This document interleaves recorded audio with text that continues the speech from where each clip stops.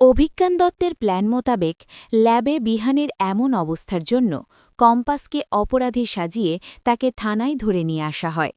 অন্যদিকে বিহান সুস্থ হয়ে উঠলে তার মা ঋতজা চৌধুরীর কাছে সকল সত্য কথা জানতে পেরে বিহান সেই অসুস্থ শরীর নিয়ে নিজেই থানায় ছুটে যায় আর কম্পাসকে নির্দোষ প্রমাণ করে তাকে ছাড়িয়ে আনে। এই ফুল এপিসোডটি পেতে লাইক দিয়ে সম্পূর্ণ ভিডিও দেখতে থাকুন। নতুন পর্বে আপনারা দেখতে চলেছেন মোনালিসা কম্পাসের কাছ থেকে যে পেনড্রাইভটা চুরি করে নিয়ে এসেছিল সেটা গাড়ির নিচে পড়ে নষ্ট হয়ে যায়। এদিকে মোনালিসা দত্ত তার পেনড্রাইভটা হারিয়ে সঙ্গে সঙ্গে অভিজ্ঞান দত্তকে ফোন দেয় আর বলে ওঠে, দাদু কয়েকটা ছিনতাই গাড়ি এসে আমার কাছ থেকে ব্যাগটা কেড়ে নিয়ে চলে গেছে, ওর মধ্যেই পেনড্রাইভ আছে, এখন কি করব?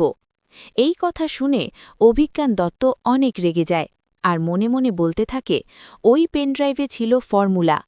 আজ আমি সেই ফর্মুলা হাতে পেয়ে গেলে কম্পাস ও কম্পাসের বাবাকে চিরতরে শেষ করে দিতাম। এখন আবারও সেই ফর্মুলার ডকুমেন্টস কম্পাসের কাছ থেকে নিতে হবে। এখন সেটা কি করে সম্ভব? এই কথাগুলো ভেবে চিন্তায় পড়ে যায়। অন্যদিকে দেখা যায় কম্পাস তার ব্যাগের মধ্যে থেকে আরেকটা ফর্মুলার কপি বের করে সেই মিডিয়ার লোকেদের সামনে দেখায়। মিডিয়ার লোকেরা সেই ফর্মুলা দেখে শিওর হয়ে যায় এই ফর্মুলার আসল মালিক হচ্ছে অভিজিৎ ভৌমিক ও কম্পাস ভৌমিক। আর সেই মিডিয়ার লোকেদের সামনে কম্পাস তার বাবার রিসার্চ দেখানোর কিছুক্ষণ পরই সেখানে পুলিশ এসে হাজির হয়। পুলিশ কম্পাস ভৌমিককে বলে ওঠে, ল্যাবের মধ্যে বিহান চৌধুরীকে মার্ডার করার চেষ্টা করার অপরাধে আপনাকে অ্যারেস্ট করা হলো।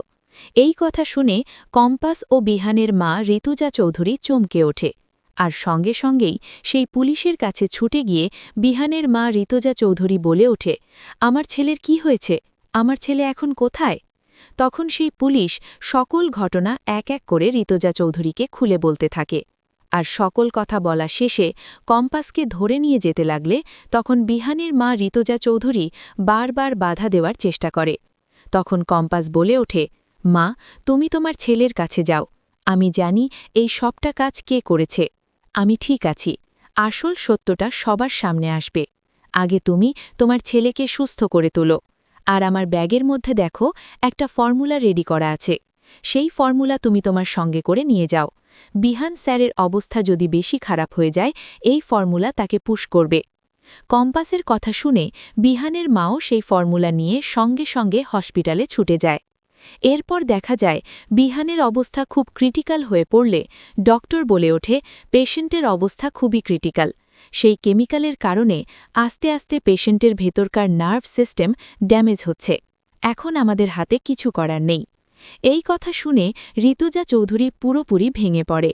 এদিকে বিহানের বাবাও এই বিষয়গুলো কোনোভাবে মেনে নিতে পারে না আর রেগি সঙ্গে সঙ্গে চিৎকার করে বলতে থাকে, এই সবটা হয়েছে অভিজ্ঞান দত্তের কারণে, অভিজ্ঞান দত্তই আমার ছেলের এমন অবস্থা করেছে, তাকে আমি ছাড়ব না। এই কথাগুলো শুনে ঋতুজা চৌধুরী সঙ্গে সঙ্গে অখিলেশ চৌধুরীর কলার চেপে ধরে, বলে ওঠে, আমার ছেলে যদি কিছু হয় আমি তোমাকেও ছাড়ব না। ঠিক তখনই ঋতুজা চৌধুরীর মনে পড়ে যায় কম্পাসে তৈরি করা সেই ফর্মুলার কথা। তখনই ঋতুজা চৌধুরী সেই ফর্মুলা নিয়ে ডক্টরের কাছে যায় আর সেই ফর্মুলাটা ডক্টরকে দেখিয়ে বলে ওঠে, এক্ষুনি এই ফর্মুলাটা আমার ছেলের শরীরে পুশ করুন, আমার ছেলে সুস্থ হয়ে উঠবে। কোনোভাবে ডক্টর দিতে রাজি না হলে ঋতু চৌধুরী সকল কিছুর দায় নিজের ঘাড়ে নিয়ে তার ছেলেকে সেই মেডিসিনটা দিতে বলে। এরপর দেখা যায় কম্পাসে তৈরি করা সেই মেডিসিনটা ডক্টর বিহানের শরীরে পুশ করার কিছুক্ষণের মধ্যেই ইমিউনিটি সিস্টেম বুস্ট আপ করতে থাকে আর সঙ্গে সঙ্গে যে নার্ভ সিস্টেমগুলো ড্যামেজ হয়েছিল সেগুলো আবার স্বাভাবিক হতে থাকে। এটা দেখে ডক্টরও অবাক হয়ে যায় আর সঙ্গে সঙ্গে বলে ওঠে, এটা তো মিরাকেল, এই মেডিসিন কে তৈরি করেছে? এই মেডিসিনটা অসুস্থ রোগীদের শরীরে গেলে তাদের ইমিউনিটি সিস্টেম অনেক বাড়িয়ে দেবে।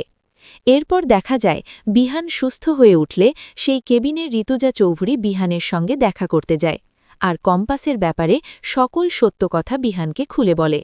আর কম্পাসকে থানায় ধরে নিয়ে গেছে কথা জানতে পেরে সঙ্গে সঙ্গে অসুস্থ শরীর নিয়ে বিহান থানায় ছুটে যায় আর সেখানে কম্পাসের সামনে গিয়ে দাঁড়িয়ে বলে ওঠে, এতদিন কেন আমার থেকে সবটা লুকিয়েছ, আমি কি তোমাকে কখনো বাধা দিতাম? কথা শুনে কম্পাস অঝলে কান্না করতে থাকে। এরপর বিহান আবারও বলে ওঠে, এখন থেকে সবটা আমাকে জানিয়ে করতে হবে তোমাকে, এটাই আমার শর্ত।